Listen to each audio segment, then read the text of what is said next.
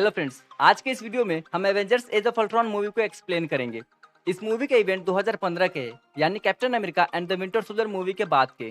उस मूवी में हमें हाइड्रा की असलियत पता चली थी और कैप्टन ने अपने दोस्तों के साथ मिलकर हाइड्रा और शील्ड को बर्बाद कर दिया था। लेकिन उसके बाद भी हाइड्रा के कई सारे एजेंट दुनिया भर में फैले हुए थे, जिन्हें निक फ्यूरी ने ढूंढना शुरू कर दिया था। फिर 2015 में एवेंजर्स को ये पता चलता है कि सुकोविया देश में हाइड्रा का एक अड्डा है, जहाँ पर लोकी की जादुई छड़ी यानी कि सेप्टर मौजूद है। इसीलिए सब एवेंजर्स मिलकर हाइड्रा के उस अड्डे पर हमला करते हैं। सुकोविया में बैरन स्टकर नाम का एक एजेंट हाइड्रा का वो अड्डा चलाता था। उसने वहाँ सेप्टर के पावर से बहुत सारे हथियार बनाए थे और वो वहाँ इंसानों पर भी एक्सपेरिमेंट कर रहा था। उसके उन एक्सपेरिमेंट में बहुत सारे लोगों की जान गई, पर आखिरी में बस 2 ही लोग जिंदा बचे, वांडा और पिएट्रो मैक्सिमोव। इन जुड़वा भाई बहनों को सेप्टर की एनर्जी से सुपर पावर मिल गई थी। पिएट्रो को सुपर स्पीड की पावर और वांडा को माइंड कंट्रोल और टेलीकाइनेसिस की पावर मिली थी। एवेंजर्स जब स्टकर के अड्डे पर पहुंचते हैं तो पहले उन पर स्टकर की फौज हमला करती है और बाद में वांडा और पिएट्रो भी उस लड़ाई में शामिल हो जाती है। फिर आखिरी में स्टकर की फौज हार जाती है और कैप्टन अमेरिका अंदर घुस के स्टकर को अरेस्ट कर लेते हैं। उसके बाद आयरन मैन वहां जाकर सेप्टर को ढूंढता है। तभी वांडा वहां आती है और अपने पावर से टोनी को उसका डर दिखाती है। टोनी का सबसे बड़ा डर ये था कि एक दिन एलियन फिर से धरती पर हमला करेंगे, जिन्हें वो रोक नहीं पाएगा और उसके सभी दोस्त मारे जाएंगे। टोनी की इस डर को देखने के बाद वांडा उसे सेप्टर लेके जाने देती है, क्योंकि उसे लग रहा था कि टोनी उस छड़ी की ताकत को संभाल नहीं पाएगा और छड़ी उसे बर्बाद कर देगी। फिर एवेंजर्स अपने हेडक्वार्टर लौट जाते हैं। थॉर उस सेप्टर को एसगार्ड लेके जाने वाला था, लेकिन टोनी उससे वो सेप्टर 3 दिनों के लिए उधार मांगता है। फिर जब टोनी उसे स्टडी करता है तो उसे पता चलता है कि उस सेप्टर के अंदर बहुत ही एडवांस आर्टिफिशियल इंटेलिजेंस मौजूद है।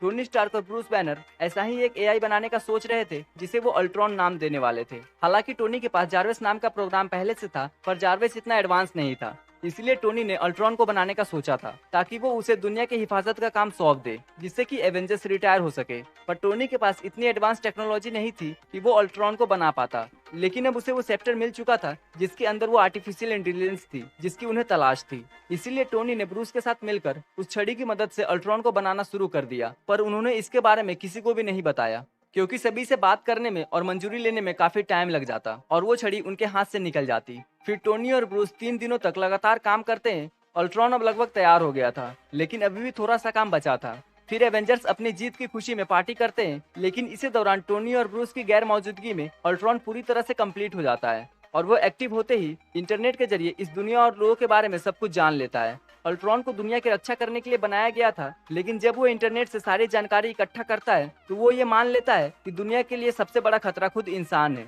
इसीलिए वो सभी इंसानों को मारने का फैसला कर लेता है। अल्ट्रॉन के ऐसे इरादे देख के जार्विस टोनी को इन्फॉर्म करने की कोशिश करता है, पर तभी अल्ट्रॉन जार्विस को मार देता है।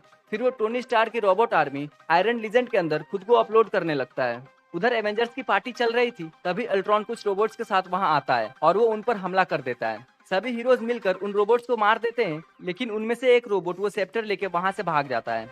उसके जाने के बाद सभी लोग टोनी से बहुत नाराज होते हैं, क्योंकि उसने किसी को बिना बताए इतना बड़ा काम कर दिया था। फिर सब हीरोज अल्ट्रॉन को पकड़ने का सोचते हैं, लेकिन ये काम अब बहुत ही मुश्किल था, क्योंकि अल्ट्रॉन ने खुद को इंटरनेट पर अपलोड कर दिया था। फिर अल्ट्रॉन सुकोविया देश पहुंचता है और वो वहां स्टकर के अड्डे पर जाकर हाइड्रा की टेक्नोलॉजी से खुद के लिए एक शरीर बनाता है और अपने लिए वो रोबोट की आर्मी भी तैयार करता है। अल्ट्रॉन का मकसद था इंसानियत को खत्म करना। उसके इस मिशन में सिर्फ एक ही परेशानी थी और वो थे एवेंजर्स। एवेंजर्स के रहते हुए वो अपना काम पूरा नहीं कर सकता था, इसीलिए वो सबसे पहले एवेंजर्स को मारना चाहता है, पर उन्हें भी मारना इतना आसान नहीं था। इसीलिए वो सुकोविया में वांडा और पिएट्रो से मिलता है। इन दोनों को एवेंजर्स से नफरत थी, खास तौर पर टोनी स्टार्क से, क्योंकि बचपन में उन दोनों के माँ बाप स्टार्क इंडस्ट्री के बॉम्ब से मारे गए थे। हालांकि वो बम किसी आतंकवादी ने फेंका था, लेकिन फिर भी वांडा और पिएट्रो अपने पेरेंट्स के मौत का जिम्मेदार टोनी स्टार्क को मानते थे और वो एवेंजर्स को भी पसंद नहीं करते थे। अल्ट्रॉन को जब पता चला कि वांडा और पिएट्रो के पास सुपर पावर्स है और वो एवेंजर्स से नफरत करते हैं, तो उसने उनसे हाथ मिला लिया और उसने उन दोनों को ये झूठ कहा कि वो सिर्फ एवेंजर्स को मारना चाहते हैं। अल्ट्रॉन को अपने मिशन के लिए वाइब्रेनियम की जरूरत थी, जो कि अर्थ का सबसे मजबूत धातु है, और वाइब्रेनियम कहाँ मिलेगा इसकी जानकारी स्टकर के पास थी। इसीलिए अल्ट्रॉन उससे मिलने जेल में जाता है। स्टकर उसे बताता है कि उलिसिस क्लेव नाम के आदमी के पास बहुत सारा वाइब्रेनियम है, जो उसने वकांडा से चुराया था। ये जानकारी मिलते ही अल्ट्रॉन स्टकर को मार देता है और वो उसकी फोटो एवेंजर्स को भेज देता है, उन्हें उकसाने के लिए। वो फोटो देखते ही एवेंजर्स ये समझ जाते हैं कि स्टकर जरूर कोई ऐसी बात जानता था जो कि अल्ट्रॉन उनसे छुपाना चाहता है, इसीलिए उसने स्टकर को मार दिया। फिर जब वो स्टकर की कुछ फाइल्स चेक करते हैं तो उससे उन्हें उलिसिस क्लेव के बारे में पता चलता है। इससे टोनी ये समझ जाता है कि अल्ट्रॉन को वाइब्रेनियम की तलाश है। फिर अल्ट्रॉन वांडा और पिएट्रो को लेके साउथ अफ्रीका जाता है ओलिसिस क्लेव से मिलने। वहाँ वो क्लेव के बैंक अकाउंट में बहुत सारा पैसा भेजता है और उससे पूरा वाइब्रेनियम खरीद लेता है।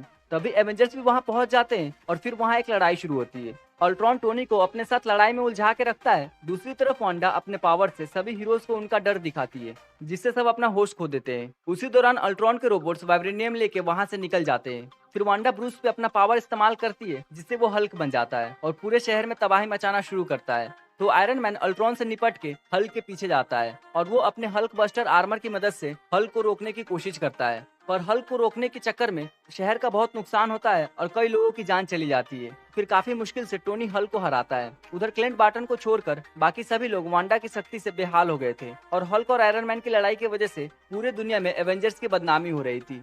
इसीलिए सभी हीरोज हेडक्वार्टर में जाने के बजाय कहीं और जाने का फैसला करते हैं। तो क्लिंट उन्हें अपने घर लेके जाता है, जहाँ उसकी फैमिली रहती थी। क्लिंट के इस घर और फैमिली के बारे में सिर्फ निक फ्यूरी और नताशा ही जानते थे। बाकी सभी हीरोज कुछ टाइम के लिए वहीं रुकते हैं, पर थॉर डॉक्टर सेल्विक से मिलने जाता है। जब वांडा ने थॉर पे अपनी शक्तियों का इस्तेमाल किया था, तो थॉर को एक अजीब सा सपना दिखा था और वो सपना अतीत का नहीं बल्कि भविष्य का लग रहा था। इसीलिए थॉर उसे समझने के लिए डॉक्टर सेल्विक के साथ वाटर ऑफ साइट नाम के एक जगह पे जाता है। उस जगह पर एक प्राचीन शक्ति मौजूद थी जो कि सपनों का मतलब समझाती थी। थॉर जब उस पानी में जाता है तो उसे वो सपना दोबारा दिखता है। वो असल में एक भविष्यवाणी थी जो कि बता रही थी कि थॉर के हाथों एसगार्ड का अंत होगा। इसके अलावा थॉर को इन्फिनिटी स्टोन भी नजर आता है, जिन्हें कोई हासिल करना चाह रहा था, और उसे एक नए शख्स का जन्म होता हुआ भी दिखता है। दूसरी तरफ क्लिंट के घर पे सभी हीरोज हैरान और परेशान थे। वो अल्ट्रॉन से लड़ाई की हिम्मत नहीं जुटा पा रहे थे। तभी फ्यूरी उनसे मिलने वहां आते हैं और वो सबको समझाकर लड़ाई के लिए तैयार करते हैं। उधर अल्ट्रॉन दुनिया पर न्यूक्लियर बॉम्ब गिराने के बारे में सोच रहा था, लेकिन वो न्यूक्लियर बॉम्ब के पासवर्ड को हैक नहीं कर पा रहा था, क्योंकि कोई अनजान शख्स लगातार उस पासवर्ड को बदलता जा रहा था। जब अल्ट्रॉन का न्यूक्लियर बॉम्ब वाला प्लान फेल हो जाता है, तो वो एक नए प्लान पर काम करता है, लेकिन इससे पहले वो खुद को अपग्रेड करना चाह रहा था। वो खुद के लिए एक परफेक्ट बॉडी बनाना चाह रहा था, जो कि अटूट हो और शक्तिशाली भी।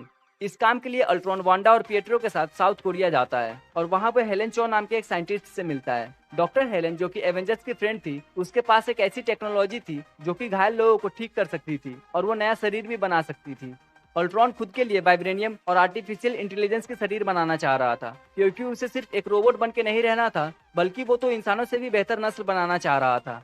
इसीलिए उसने डॉक्टर हेलेन को उस सेप्टर से काबू कर लिया और उनकी मशीन से बॉडी बनाना शुरू कर दिया। फिर जब वो बॉडी आधी बन जाती है, तब अल्ट्रॉन उस सेप्टर को तोड़ के माइंड स्टोन बाहर निकालता है और वो उस बॉडी के सर पर माइंड स्टोन को लगा देता है, क्योंकि उसको वाइब्रेनियम की मजबूती और माइंड स्टोन की शक्ति चाहिए थी। फिर कुछ देर बाद वो बॉडी पूरी तरह से तैयार हो जाती है और अल्ट्रॉन उसमें खुद को अपलोड करना शुरू करता है। अल्ट्रॉन की पुरानी बॉडी में कोई दिमाग नहीं था, वो सिर्फ एक प्रोग्राम था, इसीलिए वांडा उसका दिमाग नहीं पढ़ पा रही थी। पर इस नई बॉडी में एक दिमाग था और अल्ट्रॉन उसमें खुद को अपलोड कर रहा था। इसीलिए वांडा अपनी शक्ति से उसका दिमाग पढ़ सकती थी और जैसे ही वो उसका दिमाग देखती है तो उसे बर्बादी नजर आती है और उसे अल्ट्रॉन का असली इरादा पता चल जाता है। तब वांडा और पिएट्रो को ये समझ आता है कि वो अल्ट्रॉन का साथ देकर गलत काम कर रहे थे।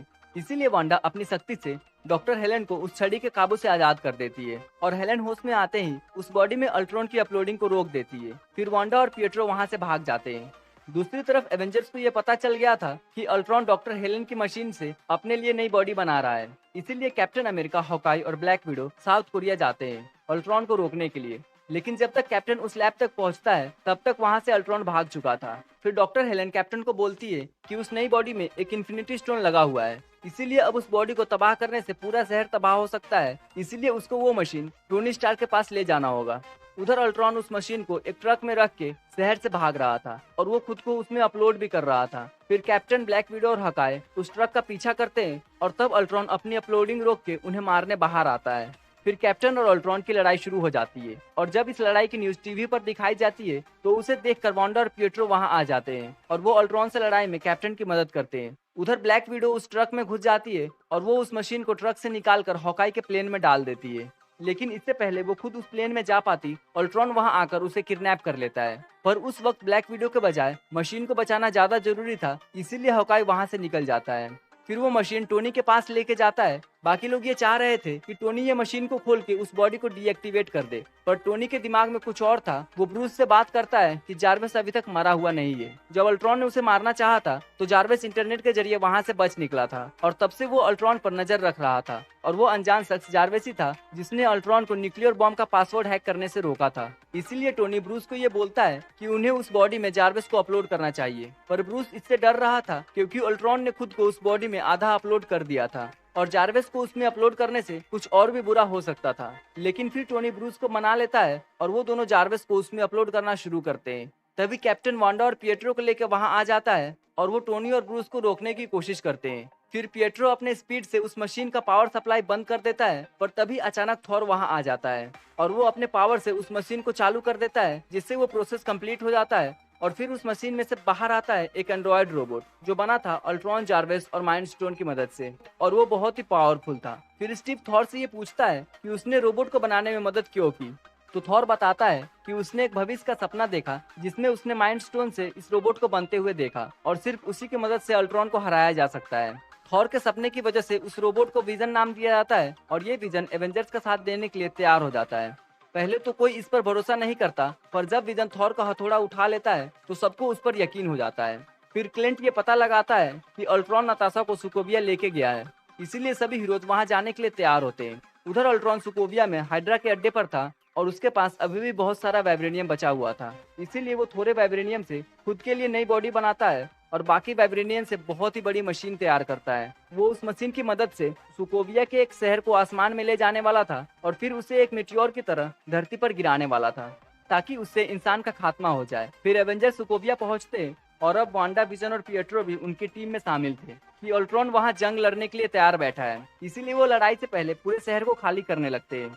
और ब्रूस हाइड्रा के अड्डे पर जाकर नताशा को कैद से आजाद करता है और फिर वो हल्क बनकर नताशा को शहर से बाहर लेके आता है। अभी आधा ही शहर खाली हुआ था कि अल्ट्रॉन उस मशीन को चालू कर देता है, जिससे पूरा शहर हवा में उड़ने लगता है। इसके साथ ही वो अपने रोबोट्स की आर्मी को शहर में छोड़ देता है ताकि एवेंजर्स उससे लड़ने में बिजी रहे और उसका मकसद पूरा हो जाए। और तभी वहां विजन पहुंचता है और अल्ट्रॉन को पकड़कर इंटरनेट से डिलीट कर देता है ताकि अब वो कहीं भाग ना सके।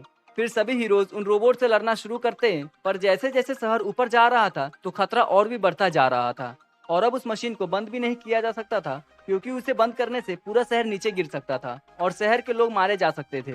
इसीलिए निक फ्यूरी एक बड़ा सा हेली कैरियर लेकर वहां आते हैं और वो शहर के सभी लोगों को उस पर बैठाना शुरू करते हैं और उनके साथ वॉर मशीन भी वहां आता है और वो अल्ट्रॉन को रोबोट्स को मारने में मदद करता है। शहर जब काफी ऊपर पहुंच गया था तब अल्ट्रॉन उस मशीन को बंद करने के लिए वहां आता है, लेकिन सभी हीरोज उस मशीन के पास आकर अल्ट्रॉन के सामने खड़े हो जाते हैं।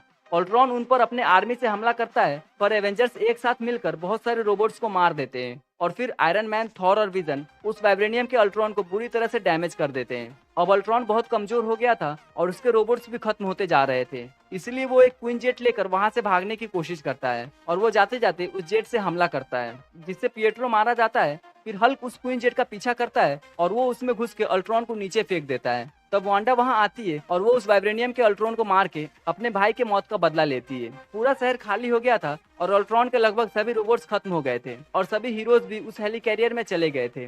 तभी एक रोबोट उस मशीन का बटन दबा देता है जिससे वो शहर नीचे गिरने लगता है। इसीलिए आयरन मैन और थॉर अपने पावर से उस मशीन पर हमला करते हैं जिससे वो मशीन फट जाती है और आसमान में ही वो शहर तबाह हो जाता है और किसी को कोई नुकसान नहीं होता।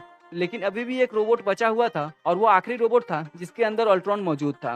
वो वहां से भागने की कोशिश करता है, पर तभी विजन वहां आकर उसे मार देता है। सभी हीरोज हेली कैरियर में आ गए थे, लेकिन हल्क अभी भी उस क्वीन जेट में था जिससे अल्ट्रॉन ने भागने की कोशिश की थी। हल्क अब धरती पर लौटना नहीं चाह रहा था क्योंकि वो खुद को इंसान के लिए खतरा समझ रहा था, इसीलिए वो उस क्वीन जेट के जरिए पृथ्वी से बाहर निकल जाता है और वो एक दूसरे प्लेनेट पे पहुंच जाता है। फिर कुछ टाइम बाद एवेंजर्स न्यूयॉर्क में अपने लिए एक नया हेडक्वार्टर बनाते हैं जहां कैप्टन अमेरिका और ब्लैक विडो नए एवेंजर्स यानी वांडा, विजन, सैम और रोडी को ट्रेनिंग देना शुरू करते हैं और हॉकाई रिटायर होकर अपने फैमिली के साथ सेटल हो जाता है और थॉर एसगार्ड लौटकर इन्फिनिटी स्टोन के बारे में जानने का फैसला करता है क्योंकि उसे लग रहा था कि कोई तो है जो उस स्टोन के पीछे पड़ा है। मूवी के मिड क्रेडिट सीन में हमें नजर आता है थैनोस, जो कि अपने हाथ में एक गॉन्टलेट पहना हुआ है। थैनोस ने अब तक दूसरे को भेजा था इन्फिनिटी स्टोन ढूंढने के लिए, पर वो सभी उसमें नाकाम हुए, इसीलिए वो अब खुद उन स्टोन को ढूंढने का फैसला करता है। सो फ्रेंड्स, ये थी Avengers age of Ultron movie की एक्सप्लेनेशन वीडियो। अगर आपको ये वीडियो पसंद आई हो तो इसे लाइक जरूर कीजिएगा और अपने दोस्तों के साथ शेयर भी कीजिएगा, और ऐसे ही वीडियोस देखने के लिए हमारे चैनल को सब्सक्राइब भी कीजिएगा। तो फिर मिलते हैं आपसे अगले किसी वीडियो में, तब तक के लिए गुड बाय।